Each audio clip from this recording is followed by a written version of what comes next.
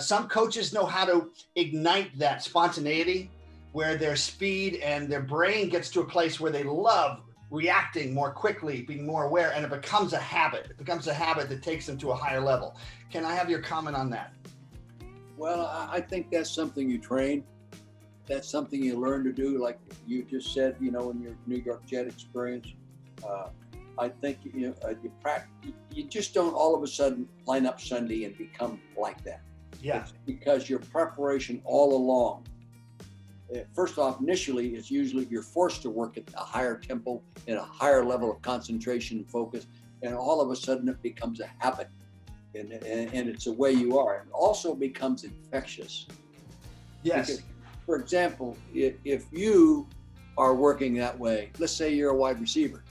If you're working that way, that defender that's on you on the practice field better be working the same way, because he's going to get cut. He's going to be embarrassed. Yeah. But you start multiplying collective efforts. It's amazing. It becomes infectious. It really does. And then it can be explosive.